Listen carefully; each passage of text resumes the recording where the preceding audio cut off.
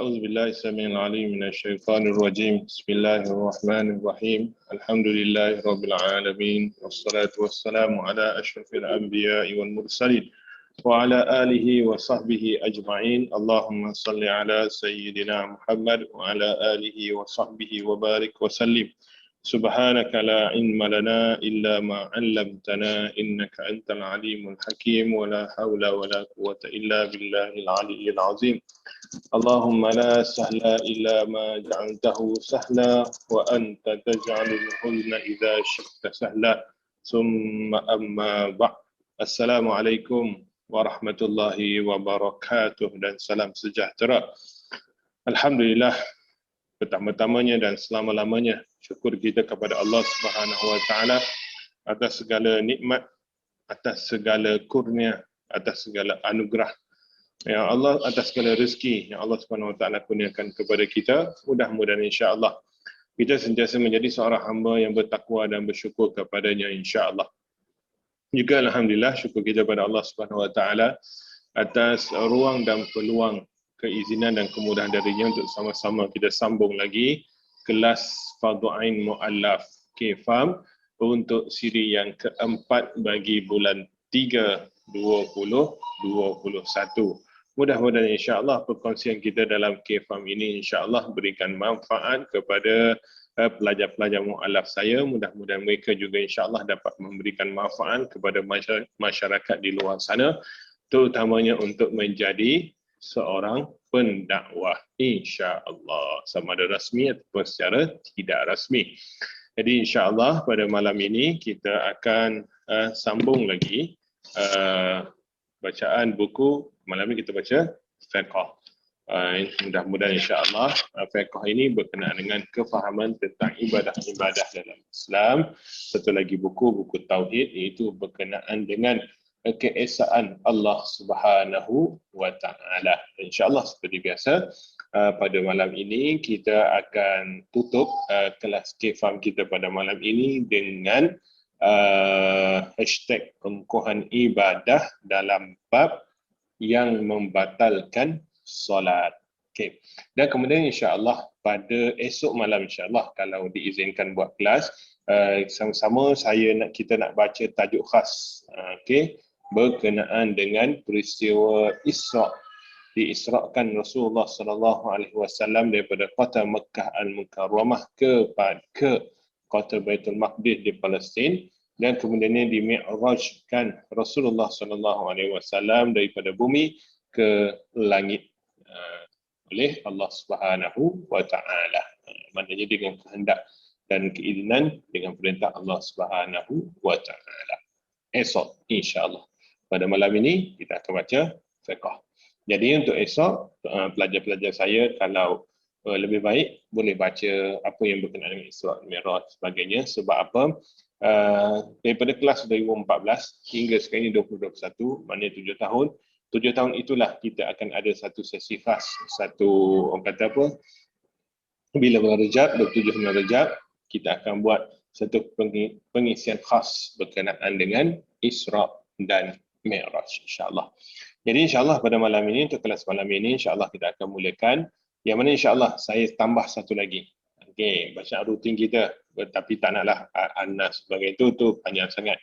Kita ambil satu lagi rukun dalam solat selepas surah Fatihah, kita ambil bacaan At-Tahiyyat hingga kepada selawat.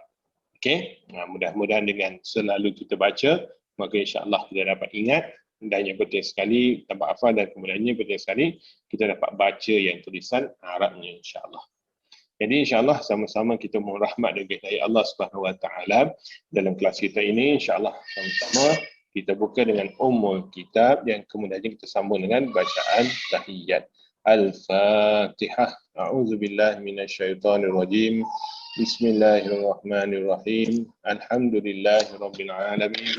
Arrahmanirrahim. Maliki yaumiddin. إياك نعبد وإياك نستعين اهدنا الصراط المستقيم صراط الذين أنعمت عليهم غير المغضوب عليهم ولا الضالين آمين. Kita baca tahiyat, kita baca tahiyat akhir ya.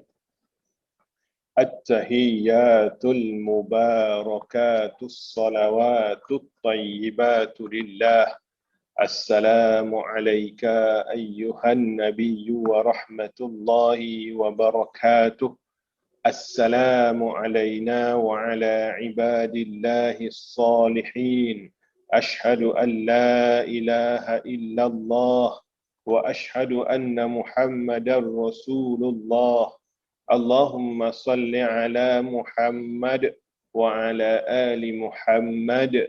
Nak baca Sayyidina pun terpulang. Okey, saya baca bukunya. Okey. Kama sallaita ala Ibrahim. Sebab apa kita di bawah salat, saya baca Sayyidina lah. Itu lagi baik. Okey. Allahumma salli ala Sayyidina Muhammad wa ala ali Sayyidina Muhammad. كما صليت على سيدنا إبراهيم وعلى آل سيدنا إبراهيم وبارك على سيدنا محمد وعلى آل سيدنا محمد كما باركت على سيدنا إبراهيم وعلى آل سيدنا إبراهيم في العالمين إنك حميد مجيد. Okey, bacaan tahiyat tak ada tajwid pun tak ada masalah sebab dia bukan Quran. Bismillahirrahmanirrahim. Kita sambung lagi bacaan buku kita, bacaan buku teks kita, iaitu kita pada berkenaan dengan asas ibadah dalam Islam. Baru ni kita berhenti pada sesi kelas yang kedua. Baru ni kita berhenti pada solat. Kita sambung lagi soalan yang ke-9.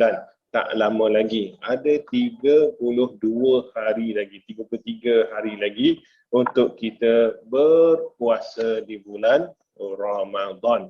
Okey, apakah erti puasa? Apakah erti puasa? Puasa dari sudut bahasa adalah menahan diri daripada sesuatu.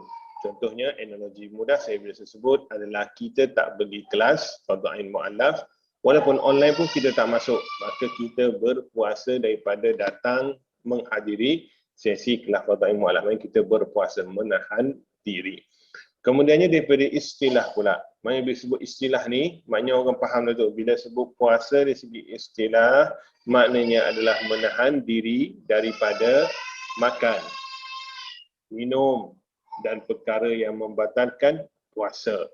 Apa dia? Contohnya adalah memasukkan sesuatu kepada rongga yang terbuka, bersetubuh suami dan isteri, ataupun bukan suami isteri pun termasuk juga. Termasuk juga yang sama jenis itu pun termasuk juga. Itu memasukkan sesuatu ke rongga. Okey. Yang dalam bab kata apa, suntikan ke dan sebagainya, inhaler ke sebagainya itu nanti kita boleh bincang dalam hashtag tumpuan ibadah kita selepas ini. Mana ini malam ni hanyalah yang basic sahaja, yang asas berkenaan dengan puasa. Daripada bila? Daripada terbitnya matahari, iaitu azan subuh.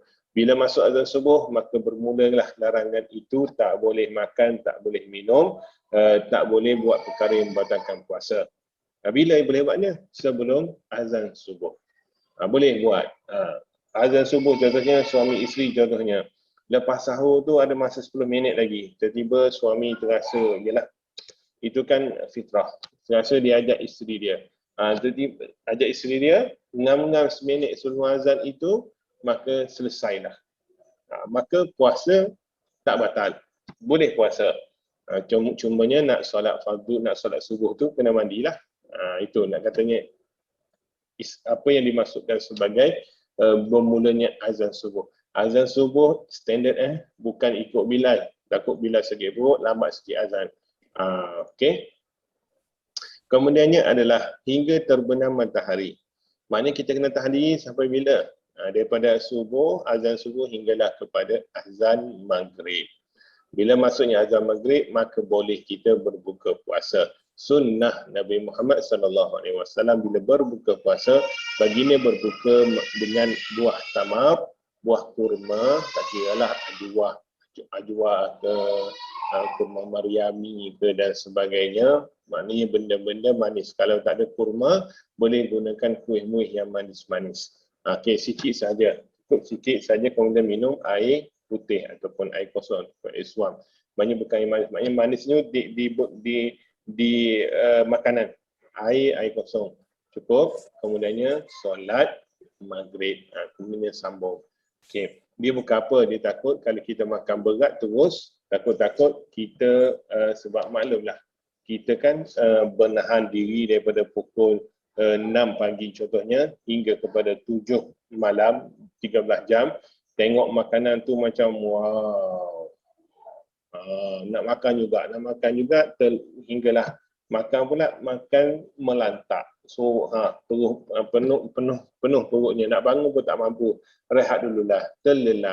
Terlelap, tahu-tahu azan subuh. Solat maghrib entah ke mana, solat isyak entah ke mana. Apatah lagi dengan solat sunat tarawih. Solat sunat tarawih ini bulan puasa je. Bulan lain tak ada solat sunat tarawih. Tapi sebelum solat sunat tarawih, kenalah solat isyak dulu. Ada orang tak solat isyak tapi nak solat sunat tarawih. Sebab yang fardunya, yang wajib, solat fardu isyak itu. Manakala solat tarawih, sunat sahaja.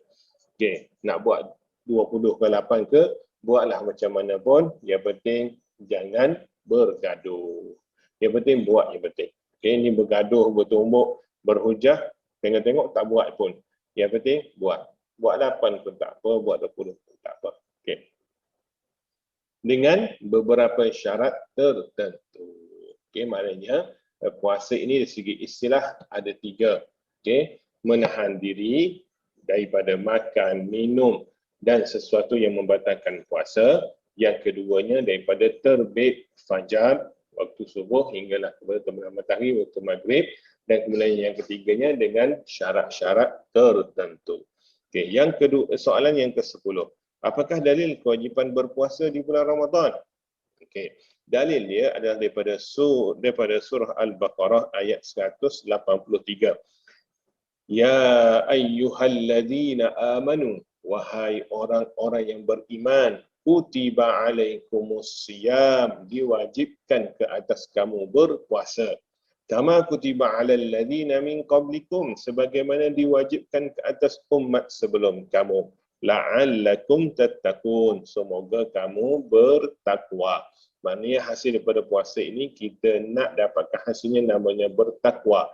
Bukan kurus, bukannya turun berat badan, bukannya jimat duit dan sebagainya, bukan. Tapi kita nakkan bertakwa. Sebab apa? Puasa ini adalah individu. Ibadah individu. Orang tak boleh berhukum pun kita tak puasa, walaupun kat mulut kita ini ada nasi. Walaupun bila kita bercakap bau kari sebagainya, orang tak boleh hukum kita tak puasa. Itu serah pada Allah. Okey? Sama juga berpuasa tapi buat maksiat. Berpuasa tapi mengumpat, berpuasa tapi buka aurat dan sebagainya. Okey, itu namanya adalah la'allakum tattaqun. Moga-moga semoga kamu bertakwa. Okey, sebelum la'allakum tattaqun, kama kutiba 'alal ladzina min qablikum, sebagaimana umat-umat sebelum kamu yang diwajibkan berpuasa. Dulu pun saya pernah discuss dalam kelas berkenaan dengan puasa-puasa agama pelajar-pelajar terdahulu. Ada cara puasa masing-masing. Kristian ada cara puasa dia. Cuma bila diwajibkan puasa sebelum kamu ni, maknanya agama samawi lah. Maknanya orang Yahudi, orang Nasrani, agama Hanif dan sebagainya. Maknanya Hindu, Buddha ini agama ciptaan manusia. So dia tak terlibat lah. Tapi nak katanya agama-agama yang juga ada istilah puasa je. Cuma istilah puasa adalah masing-masing bergantung kepada agama masing-masing. Cuma Islam tak boleh makan, tak boleh minum, tak boleh buat sesuatu yang membatalkan puasa daripada subuh hingga kepada maghrib. Ada agama lain tak boleh makan nasi. Ada agama lain tak boleh makan, minum boleh. Ada agama lain tak boleh bersama suami isteri. Ada agama lain tak boleh makan daging. Macam-macam lah. Okay? Cuma kita fokus pada Islam sebab kita memang seorang Muslim, maka puasa adalah menahan diri daripada makan, minum dan sesuatu membatalkan puasa daripada subuh hingga kepada maghrib. dengan syarat-syarat tertentu. Okey. Itu disebut berkenaan dengan perbandingan puasa kita dengan agama-agama terdahulu. Okey. Kemudiannya soalan yang ke-11, apakah hikmah dan rahsia berpuasa? Macam saya sebut sebelum ini, bila namanya ibadah, dia ada rahsia, dia ada kelebihan, dia ada fadilat, dia ada manfaat, dia ada faedah, apa lagi semuanya. Cuma niatkan ibadah kita itu kerana Allah Subhanahu Wa Taala. Bukan kita nak ambil hikmah dan juga rahsia juga kelebihan, fadilat, faedah, bukan. Okey. Kita niatkan Allah Subhanahu Wa Taala, kita dapat rahmat Allah, alhamdulillah, insya-Allah. Kemudiannya kita dapatlah apa rahsia-rahsia dia tu. Okey.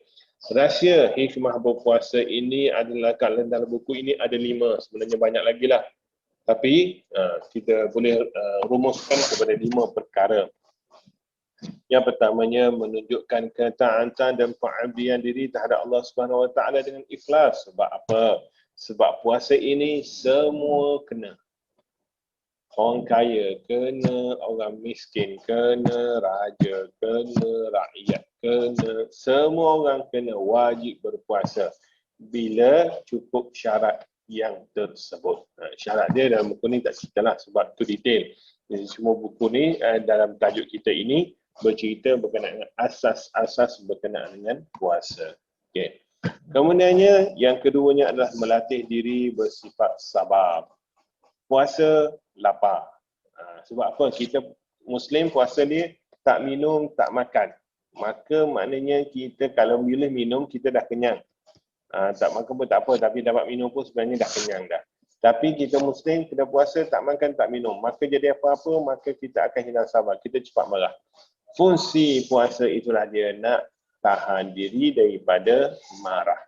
Bila rasa nak marah masa kita puasa, contohnya semalam ada orang berpuasa sunat sebagainya. Tiba-tiba ada pula nak belanja makan. Maka ada orang marah. Makan je. Tanya aku puasa, pakat-pakat lah nak belanja makan. Tanya aku tak puasa, semua krik. Ini tak puas, ini tak boleh jadi. Contoh.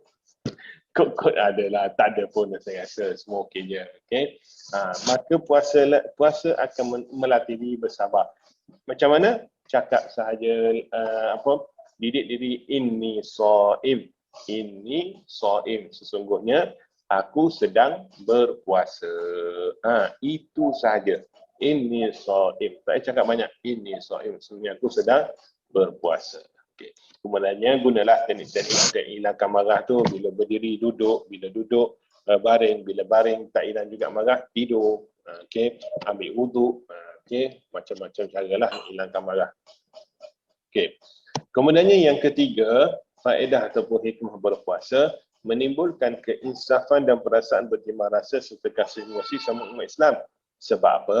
Sebab saya sebut tadi, orang kaya pun puasa, orang miskin pun puasa. So masing-masing rasa perasaan yang sama.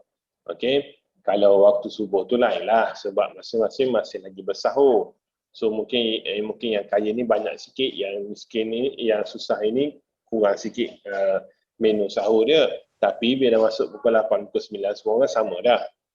Masing-masing kena, orang kata apa? Kena pandai-pandai, dia ada strategi dia macam mana nak hilang, nak tahan rasa lapar dan dahaga tersebut. Masing-masing lah. Sama juga saya biasa sebut pada pelajar-pelajar mu'alaf saya yang baru masuk Islam. Mungkin kat sini ada yang baru-baru ni. Okay. Sebab itu saya kata, bermula sekarang kena berlatih puasa. Berlatih dulu puasa. Okay, niatlah puasa sunat, berlatih puasa. Maknanya bila Ramadan nanti kita tak terkena dengan kejutan budaya. Tapi bila berlatih puasa tu, berlatih puasa sekarang ni mencabar. Sebab apa? Orang lain semua makan, kita tak makan. Jadi itu lagi bagus sebenarnya, mencabar nak didik kita puasa. Okey. Masa bulan puasa nanti semua orang puasa. Takkan kita seorang pula nak makan. Okey. Cumanya kalau contohnya bulan Ramadan nanti kita puasa, kita dah berlatih, kita nak puasa juga, kita puasa, memang bersedia. Tiba-tiba pukul 11 tu dah merangkak dah. Lapar. Okey. Maka kalau rasa memang tak larat sampai pening kepala, sampai rasa nak mudarat pada diri, maka berbukalah. Nak berbuka pun sama juga. Jangan makan depan orang. Sama jugalah untuk isteri-isteri ataupun kaum-kaum perempuan ni. yang Allah bagi cuti ABC itu, tak boleh puasa, jangan pula dimakan depan orang lelaki, oh sedapnya, oh sebagainya. Maka jagalah adab sebagai seorang muslimah. Okey. Kemudiannya adalah membentuk tubuh badan yang sihat dan jiwa yang tenang. Okey, sebenarnya rahsia ini bagi mereka yang kawal masa berbuka puasa. Sebab takut nanti bila berbuka, tu dia pergi pula bazar Ramadan, wallahu alam. Tahun ni wallahu alam bazar Ramadan ada ke tidak, wallahu alam. Tapi kalau ada, daripada gerai A sampai gerai Z, semua dia beli. Tamak. Sebabnya rasa tengok tu lapar, tu sedap, dan sebagainya. Maka tak jadi, hilang nilai puasa dia. Dia beza dengan beli ni nak bersedekah. Orang itu beza. Ini memang beli sebab nafsu dia. Maka tak jadi, tak kena dengan disebut sebagai pengajaran daripada puasa. Tak bolehlah dapat tubuh badan yang ideal tu, tak dapatlah sebab tu asyik melantak. Buka puasa je melantak dan sebagainya. Maka tak berapa kena. Kemudiannya, yang kelimanya, hikmah puasa ini menjadi perisai diri daripada tekanan nafsu jahat naluri yang mendorong kejahatan. Iaitu dengan rahsia yang kedua saya baca tadi, melatih diri bersabar, maknanya kita akan bila nak buat maksiat, kita sabar.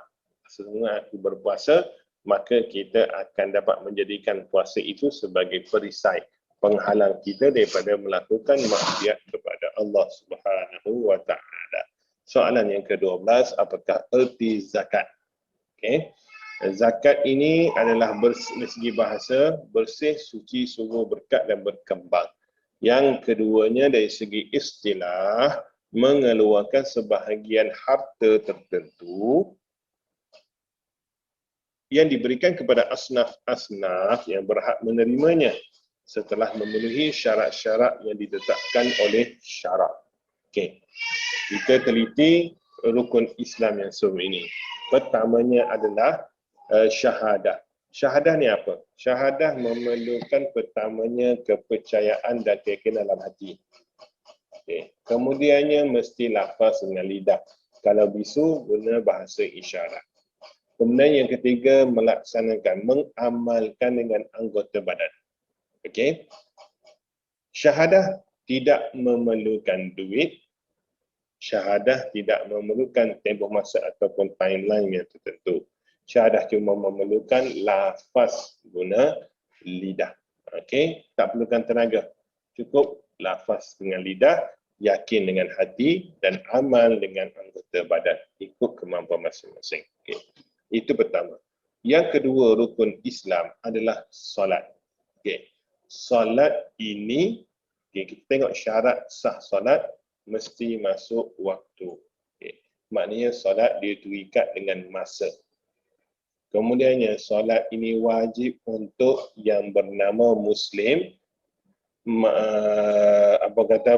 akil baligh, cukup umur, dan kemudiannya yang waras.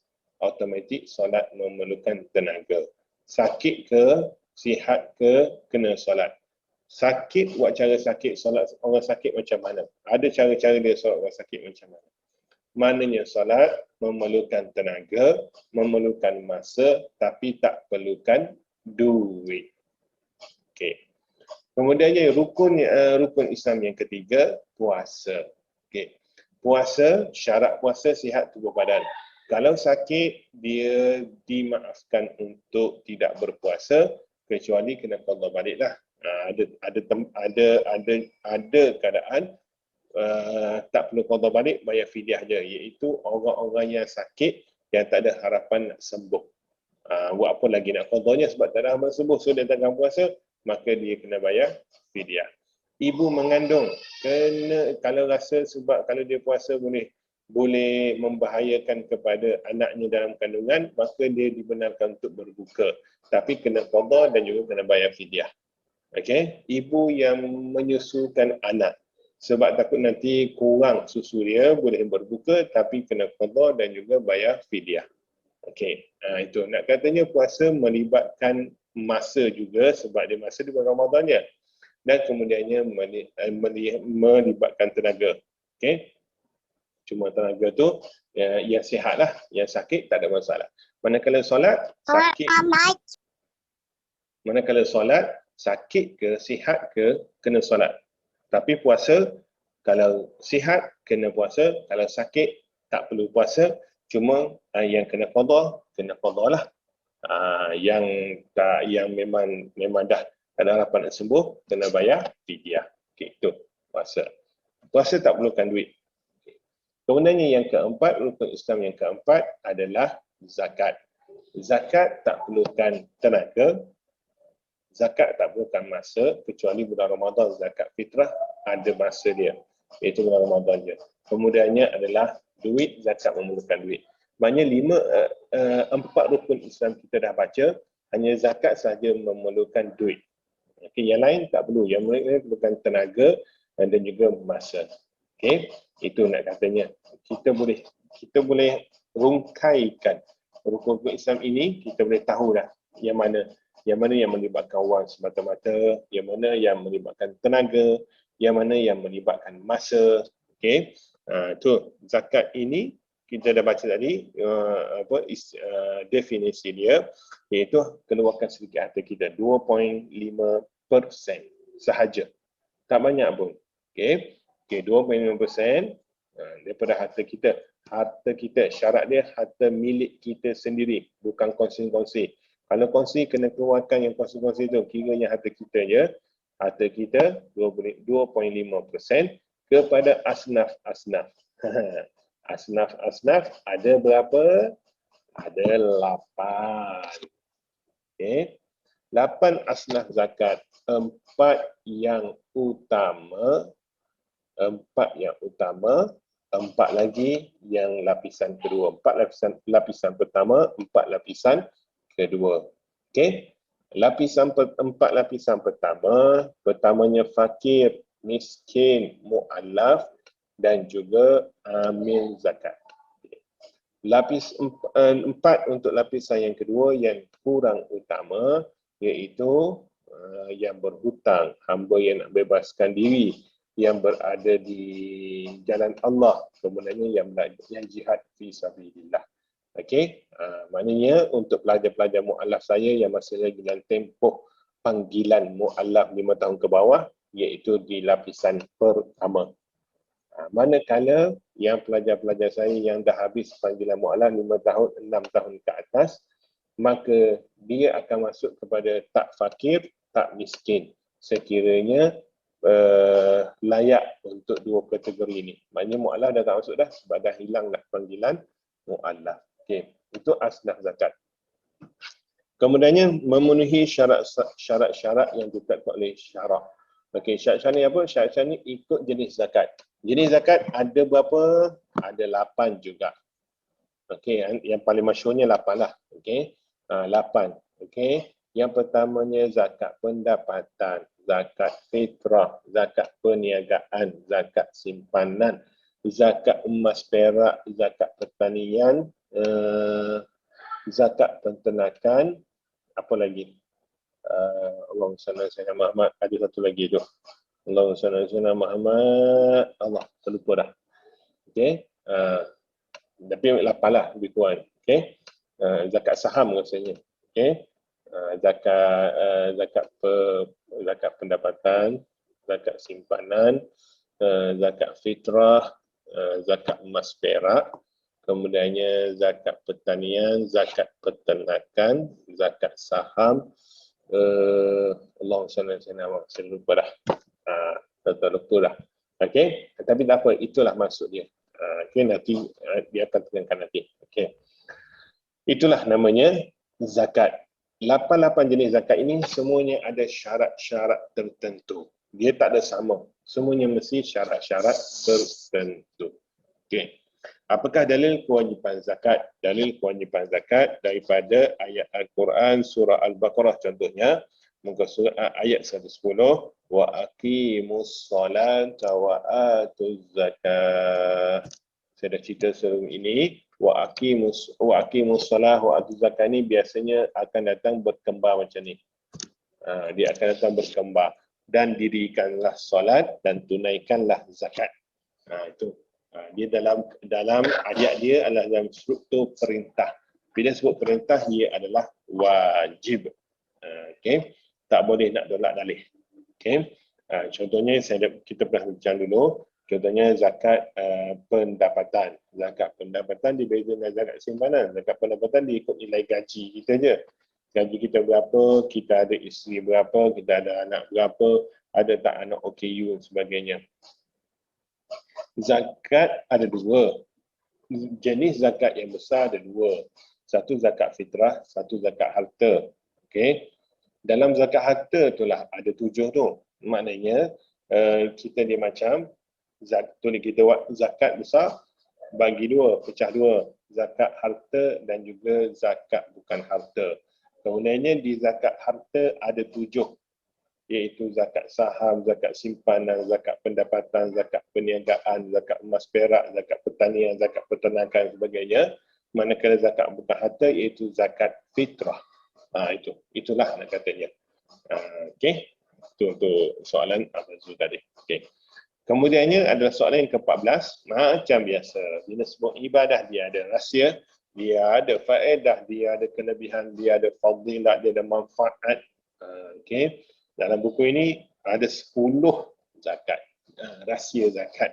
Okey, kita pun dah boleh baca sebagainya benda-benda ni 10 ini, yang mana antaranya adalah pertamanya mengagihkan sebahagian kecil kekayaan daripada golongan yang berada kepada golongan yang kurang berada. Sebab apa? Dalam duit kita, okey, duit mu'alaf sendiri pun. Sebab apa? Kalau mu'alaf cukup syarat, cukup itu dia kena keluarkan zakat. Tak kira zakat mana? Zakat emas perak. Contohnya pada perempuan saya, suami-suami dia ada bagi zakat, ada bagi hadiah. Tak kira lah apa cincin daun ketum ke, cincin apa pulut dakap ke dan sebagainya tu, cukup syarat dia kena keluarkan zakat emas perak. Sama juga yang bekerja kena keluarkan zakat pendapatan kalau cukup syarat dia. Cukup syarat dia.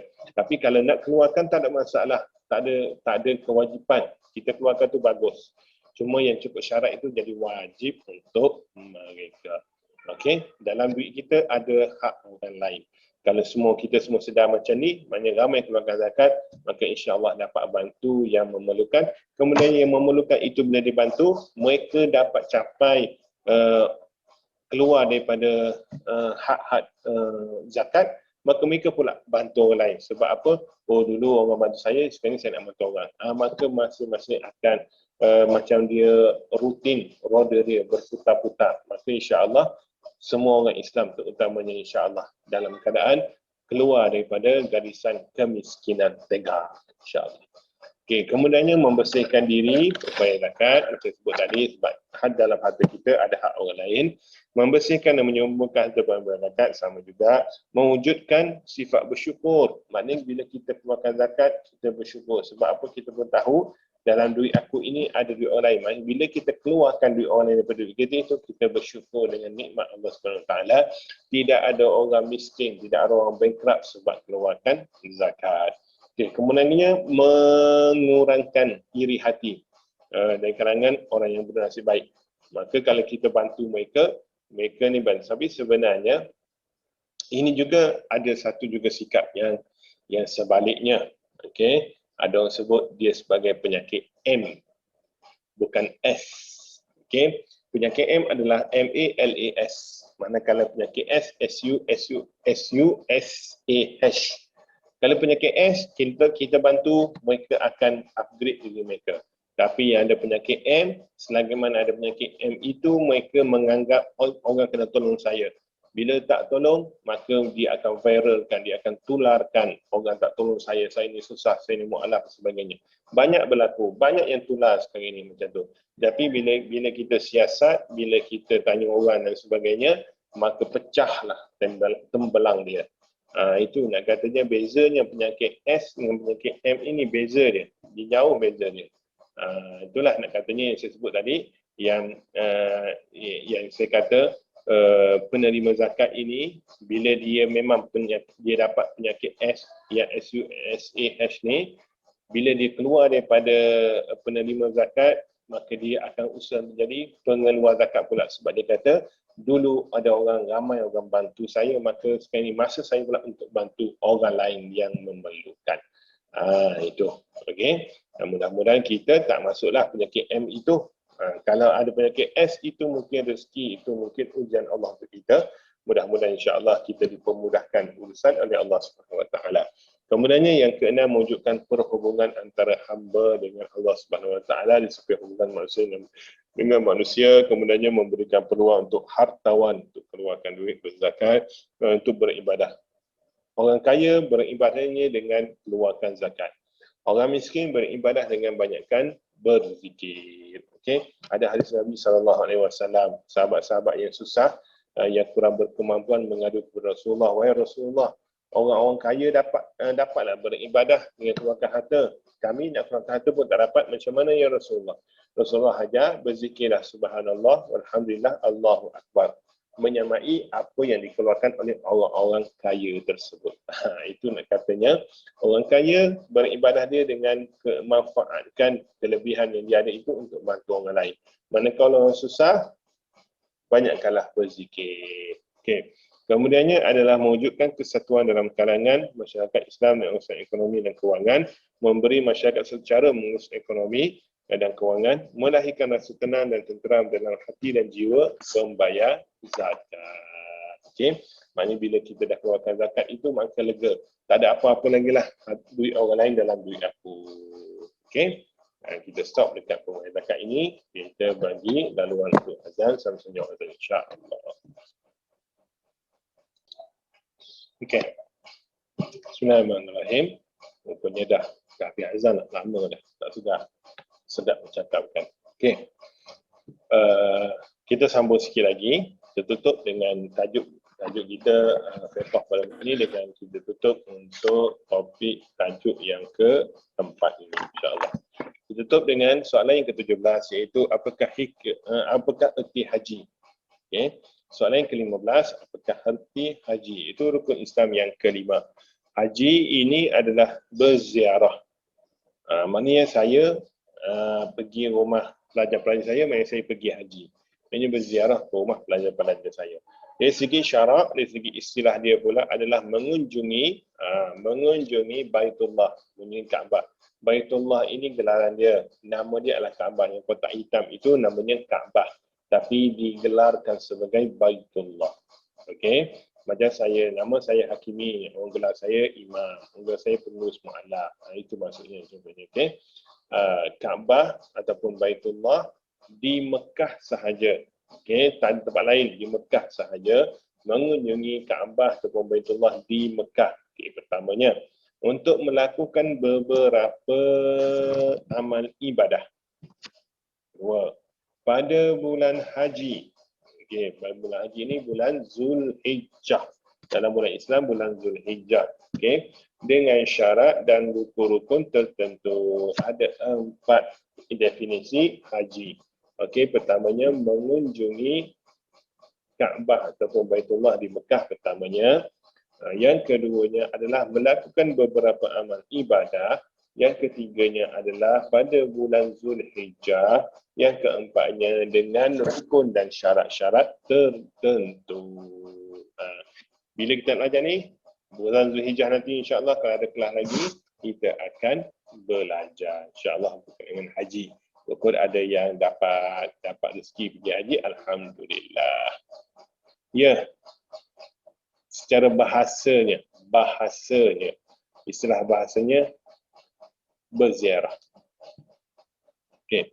Apakah dalil kewajipan mengerjakan haji? Surah Ali Imran ayat 97, walillahi 'alan nasi hajjul baiti man istata'a ilaihi sabila. Allah mewajibkan manusia mengerjakan ibadah haji dengan mengunjungi Baitullah, iaitu sesiapa yang mampu sampai kepadanya. Keyword sini, sesiapa yang mampu sampai kepadanya. Maknanya jangan sampai kita berhutang, jangan sampai kita pinjam dengan alung dan sebagainya. Itu tak mampu tu. Mampu ada banyak syarat, ada banyak jenis untuk haji ni. Mampu dari segi kudrat, mampu dari segi masa, mampu dari segi wang. Sebab apa? Ibadah haji, rukun haji ini tak sama macam rukun-rukun 4 rukun sebelumnya. Ada rukun tak memerlukan duit, haji perlukan duit. Ada rukun tak memerlukan masa, haji perlukan masa. Ada rukun tak perlukan tenaga, haji perlukan tenaga. Maksudnya dalam haji ini adalah ibadah yang paling maksimum. Sebab itu untuk yang mampu sampai kepadanya itu. Kalau kita mampu tapi kita tak pergi, maka kita sungguhnya menanggung dosa. Okey. Kalau kat Malaysia ni macam mana? Cukup kita daftar haji kat tabung haji, itu sudah mencukupi. Bila sampai masa kita begitu terpilih dan memang kita mampu, kita tolak, maka kita tanggung dosa. Okey? Tolak itu, kalau tolak dari segi syar'i, contohnya mak sakit, tak ada siapa, maknanya adik-beradik lain semua tak ada, kita seorang nak tunggal. Tak ada siapa yang jaga mak kita. Itu rezeki masing-masing lah. Ada yang isteri sedang nazak ke dan sebagainya. So, nak temankan isteri sebagai itu masing-masing. Tapi ada orang yang buat keputusan bahawa ini panggilan ini susah dah nak dapat balik. Okey. Maka dia pergi juga.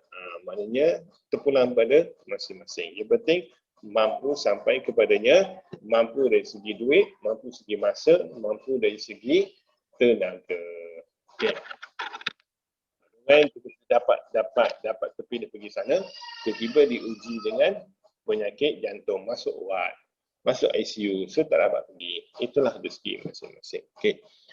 Apakah hikmah dan rahsia mengerjakan ibadah haji? Menghidupkan suasana persaudaraan Islam sejati dari berbagai negara, bangsa, bahasa dan kebudayaan, melambangkan kesamarataan umat Islam di sisi Allah SWT, tak kira pangkat, keturunan dan kedudukan seseorang, mengunjungi tempat bersejarah dalam Islam dan melihat sendiri kesan perjuangan para Rasul dalam mengembangkan agama Islam.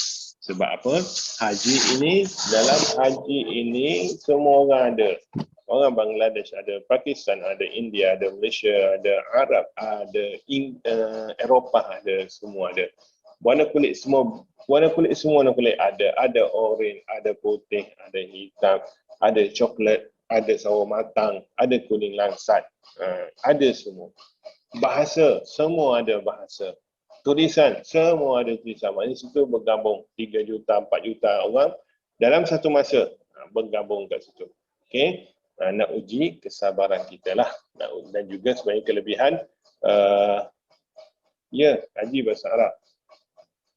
Sebenarnya nak uji untuk kita ke sana sebenarnya untuk bersabar banyak-banyak.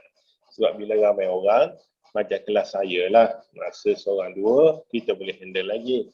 Masuk 5 ke 10, boleh handle lagi. Tapi bila masuk ke 20, ke 30 orang pelajar, maka macam-macam kerenah.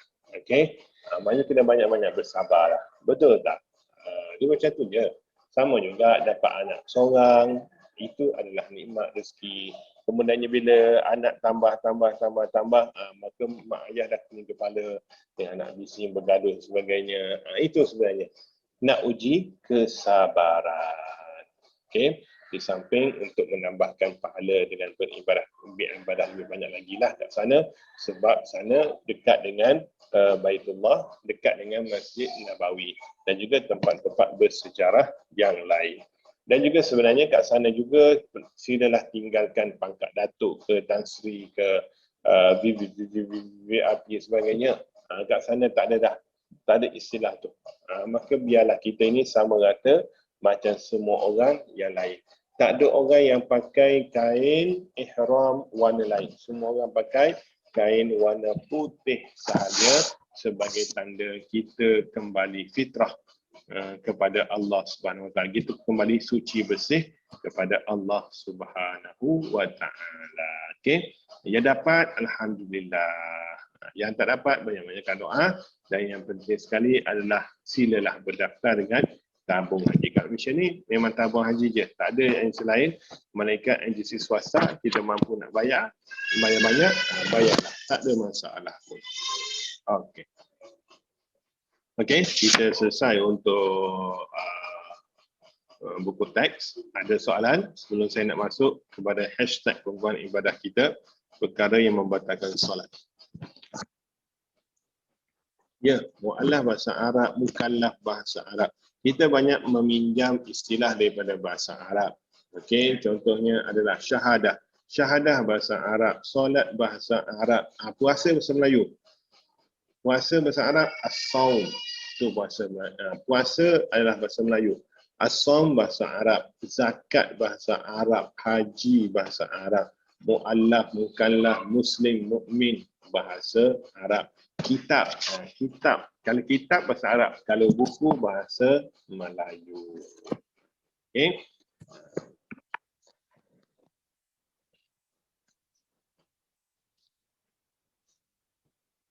Okey. Saya rasa tak ada soalan, kita boleh teruskan. Okey, saya nak teruskan. Bismillahirrahmanirrahim. Perkara yang membatalkan solat. Okey. Saya tak nak baca lah makruh tu. Makruh tu tak ada masalah pun. Makruh sebab sekarang kita aim kepada puasa. Okay, cuma sekarang ni kalau makruh tu saya sebut sikit-sikit lah. Okay. Okay. Bismillahirrahmanirrahim. Perkara yang membatalkan solat. Perkara yang membatalkan solat kalau buat dengan sengaja maka batal solat. Contohnya adalah kita tinggalkan rukun solat dengan sengaja, bukan tak sengaja, bukan terlupa. Kalau kita tinggalkan Fatihah, malah baca Fatihah, tadi kan masa kelas dah baca Fatihah, tak nak baca dah Fatihah, kita Allahu Akbar, kita tu rokok, maka solat itu batal sebab kita tinggalkan dengan sengaja. Kalau kita terlupa baca Fatihah, maka rakaat tersebut, ada ulama kata rakaat tersebut tidak diterima. Maknanya bila kita duduk tahiyat akhir, kita kena bangkit balik untuk selesaikan rakaat yang tersambung sebab ada satu rakaat tu tidak dikira rakaat sebab kita tinggal rukun dengan tanpa sengaja. Itu ada tangga besar ulama lah. Okay. Yang membatalkan solat kat sini ada 13 juga. Okay. Rukun ada 13, solat batal pun ada 13. Pertamanya adalah berhadas. Contohnya kentut. Contohnya rasa kencing dan memang kencing pun memang dah basah dah pun. Okey, contohnya. Okey. Kemudiannya adalah yang kedua bercakap-cakap dengan sengaja. Okey. Contohnya sebelum solat tu sebab takbir tu tengah bercakap. Tiba-tibanya lepas Allahu Akbar, bro, macam mana sekarang ni? Maka solat itu batal sebab sengaja bercakap. Kemudiannya aurat terbuka. Aurat terbuka ada dua. Satu, aurat terbuka tapi masih boleh tutup. Satu lagi, aurat terbuka dan mustahil untuk nak tutup. Yang kedua tersebut, yang mustahil tutup, automatik solat batal. Yang boleh tutup, yang mampu tutup, maka kena tutup cepat-cepat. Contohnya adalah sembahyang depan kipas setibanya, sebab kipas itu, maka terangkat kain sembahyang, kita tutup cepat-cepat. Okey, ataupun yang keduanya, biasa soalan saya tanya, tengah sembahyang tu, tiba-tiba baby, anak-anak pergi angkat kain. Contohnya, macam yang dulu tular tular tu yang tengah sembahyang tiba-tiba cucu angkat kain atuk, yang belakang tergelak-gelak. Okey, tu kita tak nak cakap lah pasal dia rakam video sebenarnya, Allah Alam, cuma solat itu batal sebab aurat terbuka, yang mana dia sepatutnya cepat-cepat tutup je.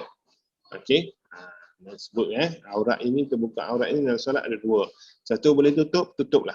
Cepat-cepat tutup. Yang keduanya yang memang mustahil nak tutup, maka solat itu batal. Contohnya koyak. Tengah-tengah rokok itu prak. Lepas tu rasa berangin je kat punggung kita tu, maka batal lah tu solat. Okey. Kemudiannya terbuka aurat juga termasuk juga bila kita orang lelaki tu utamanya, kita nampak lurah. Bila kita sujud biasanya, kita belanja kat orang belakang lurah dendam kat punggung kita tu. Tu sebab tu itu adalah batasan aurat lelaki pusat. Maknanya belakang itu juga dah memang bawah pusat tu, automatik batal solat. Okey. Kalau dia tahu, kalau dia tak tahu, mungkin tak tahu, tak apalah. Tapi kena tegur lah. Bang, tadi abang masa abang sujud bang, abang belanja kat kita orang kat belakang ni. Oh ya ke? Allah Akbar. Sebab sekarang ni ramai orang pesen tak nak pakai tali pinggang. Ataupun ramai orang pesen sekarang ni pakai baju ketat. Tak nak pakai baju besar-besar, pakai baju ketat ngam-ngam kat pinggang baju dia. So bila rokok, bila sujud, memang dia belanja kat orang belakang. Okey. Kemudiannya adalah yang keempat, melakukan gerakan besar 3 kali berturut-turut. Okay, gerakan besar apa? Gerakan besar pada sendi yang besar. Ni, sendi besar ni. Contohnya kita bakar, habis. Okey. Tapi kalau kita bakar sekali, senyap, kalau sebut kita bakar tu batal lah. Okey. Jadi kita satu senyap je, lepas tu cuma tengok tindakan itu untuk apa. Kalau memang dah sengaja tindakan tak ada berkaitan dengan solat, maka eloklah ditinggalkan. Contohnya bergelek-gelek tu, eloklah ditinggalkan. Okey.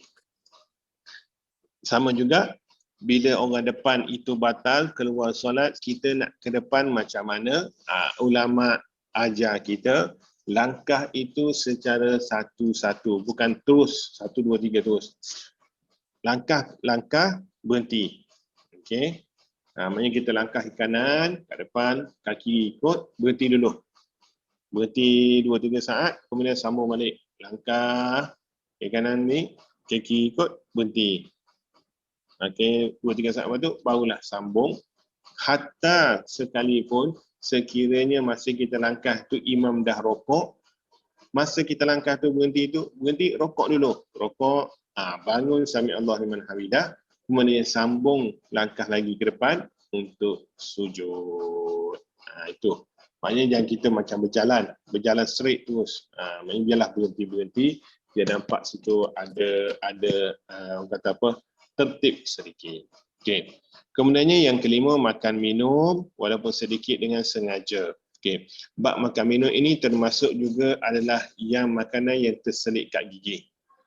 Okey. Contohnya kita makan sebelum solat, kita makan. Kemudian bila kita angkat takbir, kita kan duk main. Okey, tiba-tiba terkeluar ayam yang kat gigi itu, kalau kita telan, kita solat kita batal sebab kita makan dengan sengaja. Maknanya kena guna jari macam tu, jangan makan. Okey, itu maksud dia. Okey. Kemudiannya terkena najis. Contohnya tengah sembahyang, jatuh tak cicak ke, tengah sembahyang, contohnya kucing pergi kencing ke, berak ke tempat kita dan sebagainya. Kemudiannya membelakangi kiblat, iaitu dada. Dada berpaling daripada kiblat, automatik solat batal. Kepala makruh berpusing, tapi dada tak boleh berpusing. Maka kalau kita itu dilanggar orang, tahan diri. Bukannya pure pusing macam tu, solat batal. Okey. Kemudiannya ada ketawa. Ketawa ha. Kalau cakap tersenyum masih dimaafkan lagi. Tapi kalau dah ha, maka solat batal. Okey.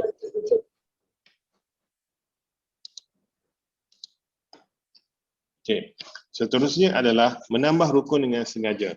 Okey. Sama juga meninggalkan rukun dengan sengaja, menambah rukun dengan sengaja juga sama juga adalah membatalkan solat. Okey. Kemudiannya seterusnya adalah mendahului imam lebih daripada dua rukun. Bila menjadi makmum. Maknanya bila jadi makmum, bila solat berjamaah, kena tunggu imam buat dulu, baru kita buat. Tak boleh sama sekali kita buat dulu, baru imam buat. Maknanya kena tunggu imam. Tunggu imam selesai dulu. Contohnya takbir. Imam baru Allah, kita dah macam ni dah. Okey, tu. Maknanya kalau imam Allahu Akbar, imam Allahu Akbar itu barulah kita Allahu Akbar. Sama juga kebiasaannya yang berlaku, imam bagi salam. Assalamualaikum warahmatullah. Ada orang dah siap bagi salam dah siap macam ni dah. Okey. Tapi yang macam ni, yang ni itu bukan rukun, itu sunat sahaja. Maknanya bila bagi salam itu dah selesai dah rukunnya, sebab salam itu rukun yang ke-12. Tertib yang ke-13. Okey. Yang biasa berlaku pada depan-depan awal-awal. Okey. Kemudiannya berubah niat. Berubah niat macam mana? Mula-mula nak solat Zuhur, kemudiannya solat Asar. Berubah niat.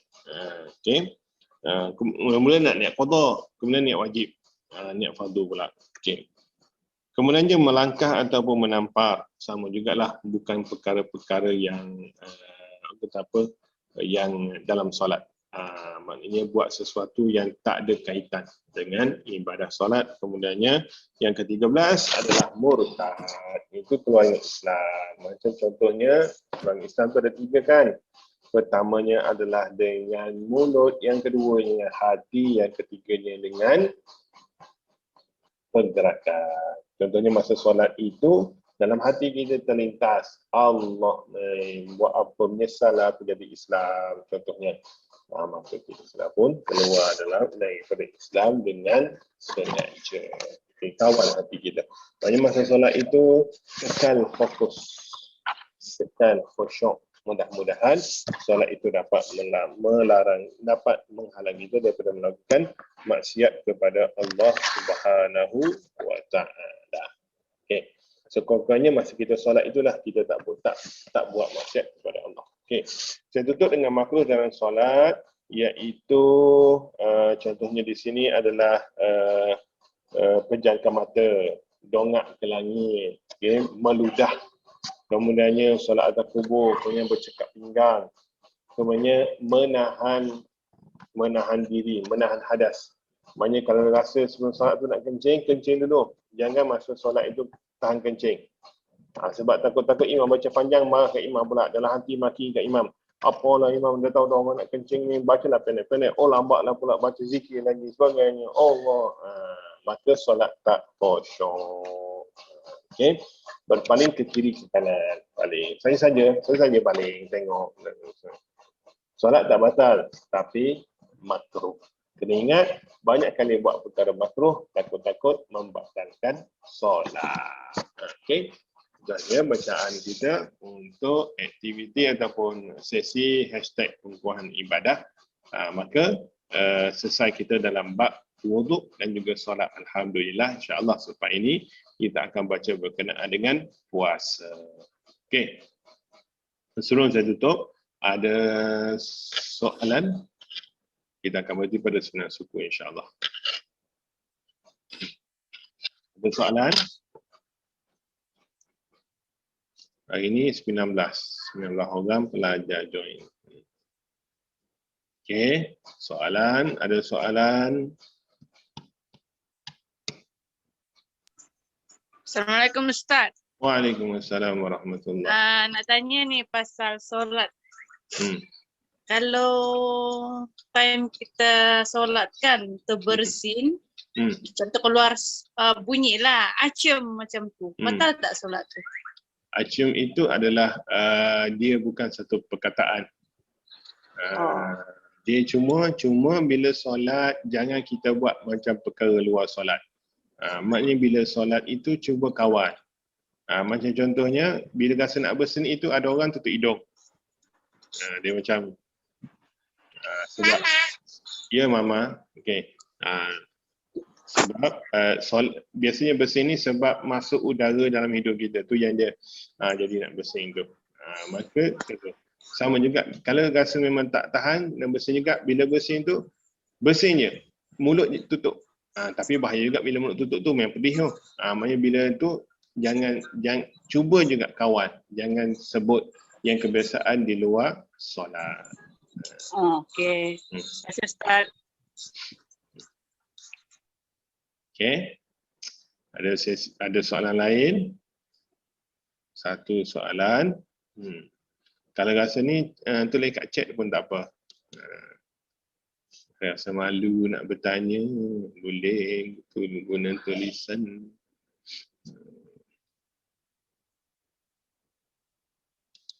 Dia sama juga, ada ulama mengatakan bahawa tak boleh masa solat yang macam tu. Tak boleh. Itu pandangan ulama. Di benda ni kita mengikut pada pandangan ulama. Sebab dia macam berdehem itu adalah bukan aktiviti solat kecuali nak baca Fatihah. Ada orang kata dibolehkan sebelum baca Fatihah tu sebab rasa macam macam contohnya imam lah, contohnya imam nak masa Allah Akbar tu pun dah rasa sakit dekat, so bila baca Fatihah tu tapi jangan pula macam tu pula. Tu. Itu tu pula tu. Dia macam sama juga bersin pun. Bersin kalau mampu kawal, kawal lah. Okay. Kalau rasa tak boleh kawal, cubalah kontrol. Dia beza dengan kentut. Kentut tak payah kentut kontrol atau kontrol ke memang batal lah sebab keluar sesuatu daripada kemaluan depan dan belakang. Okey, kentut tu pula adalah kalau kita rasa tak yakin, kentut itu kembali kepada 3 perkara. Saya rasa dalam ada hadis Nabi Muhammad SAW lah. Saya rasa ada Nabi yang mana nak yakinkan kita kentut ketak, pertamanya ada bau, yang keduanya ada bunyi, yang ketiganya wallahualam saya dah lupa dah. Maknanya kalau memang kita rasa kita was-was kentut, kita kembali kepada pertamanya ada bunyi tak? Oh, tak ada bunyi. Kemudian ada bau tak? Tak ada bau. Kalau tak ada bau, tak ada bunyi, maka kita tak kentut. Yakinkan diri kita tak kentut. Okey, dia macam itulah. Okey. Okey, ada lagi soalan lain? Ada 2 video termasuk yang ni, yang 3 video saya tak sempat lagi nak upload. So tak apalah, tunggulah. Okey. Ada lagi? Tak ada rasanya, semuanya dah diam. As-sukut alamatul ridha. Diam itu tanda setuju. Maka insya-Allah mudah-mudahan apa yang saya kongsikan pada malam ini insya-Allah berikan manfaat kepada tuan-tuan dan puan-puan semua insya-Allah. Kalau bermanfaat, kongsi jugalah dengan orang lain, pakat-pakat sampaikan ilmu masing-masing. Dan seterusnya, mohon ampun dan maaf kalau ada salah silap, dan terima kasih banyak-banyak kepada para pelajar saya yang menyertai kelas kita pada malam ini, sesi yang keempat. Kita ada baki lagi 4 sesi untuk bulan 3. InsyaAllah sesi kelima pada besok hari insyaAllah dengan tajuk khas berkenaan Isra' dan Mi'raj. Okey, jaga diri, take care, kita jaga kita, yang penting Allah jaga kita insyaAllah.